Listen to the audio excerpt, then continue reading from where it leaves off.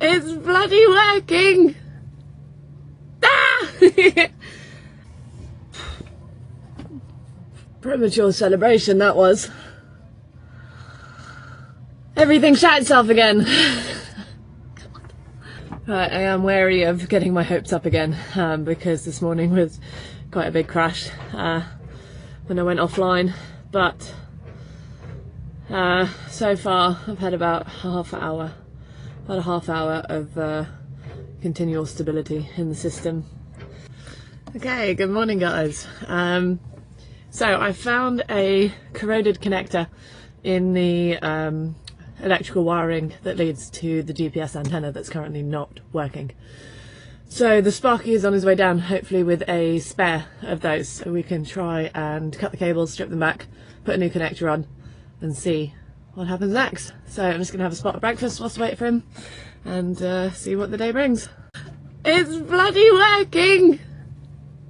Ah! Oh, it was the corroded connection. We've replaced that.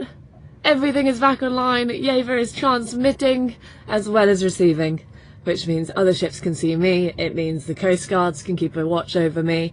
It means we are good to go. So I need to check the weather forecast, make sure there's nothing gross in between here and Nuuk.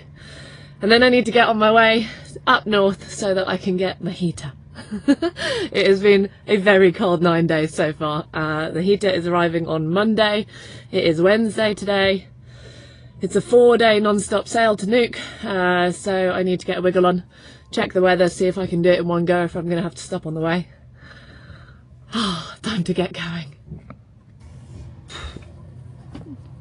Premature celebration, that was. Everything shot itself again.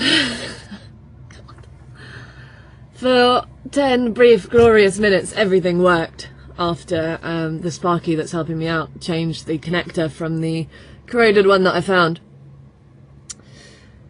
And then 2 boats confirmed that they could see me on the chart plotter. Marine traffic updated with our position in Kokortok.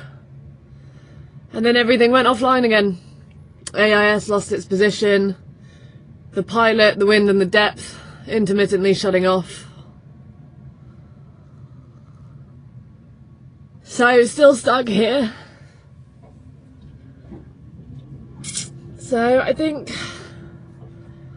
the issues could be with the AIS external GPS antenna itself. That could be faulty. So I need to see if I can find a new one here. The connection that the electrician has done could be not quite right.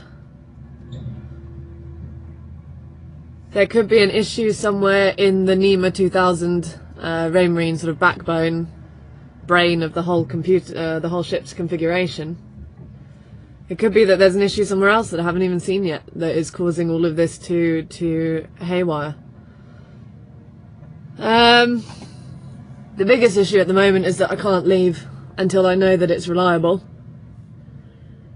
The other big issue is that there's no Raymarine distribution here, so if I do need to replace any of the NMEA 2000 parts, wires or connectors or anything, I'm going to have that delivered here. God knows how long it would take to get anything actually sent here. Just going to keep troubleshooting. Okay, so I'm starting to run off the thought process that I might have 2 potential issues that I need to be investigating individually of each other. One being with the NMEA 2000 Raymarine system, the other being with my external antenna, GPS AIS antenna. So, I have disconnected 3 cables from a NMEA 2000 T-piece inside the port lazarette, which potentially has gotten wet. I've sprayed them with electrical cleaner. I am waiting for them to sort of ventilate and dry. And then I'm going to put a new T-piece connection on there. Then I'm going to reboot my system without the AIS, just to see whether the wind, depth and pilot come back.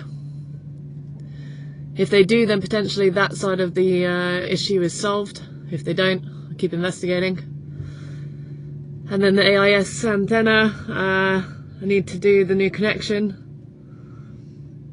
see whether that works again, potentially look into getting a new antenna, replacement antenna. So one thing at a time. Okay, I'm not entirely sure what bit of what I've just done has worked. Right now everything is online, everything is working. I have all of my instruments. My external antenna for all of my navigational instruments has got a green light again. My AIS has got a green light again. The VHF has got its position back. The external antenna for the AIS is doing its job. I am both transmitting and receiving AIS data. But the last time I got my hopes up that I'd fixed it, everything turned itself off again. So I'm not counting my chickens. I am leaving the boat fully exposed, wiring everywhere, all open. I'm leaving every instrument turned on for the rest of the afternoon. I'll turn it off tonight when I go to bed, turn it back on in the morning and pray that it is still working. Here's hoping. God only knows. So in the end I've replaced a T-bone that's part of the NMEA 2000 system.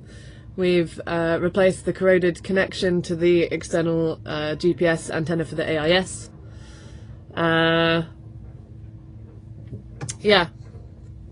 We've replaced the fuse that we found that wasn't working. Then I'm not entirely sure whether any of that is the reason for it all being back on or not. So monitoring currently. Right, I am wary of getting my hopes up again because this morning was quite a big crash when I went offline, but so far I've had about a half hour of continual stability in the system.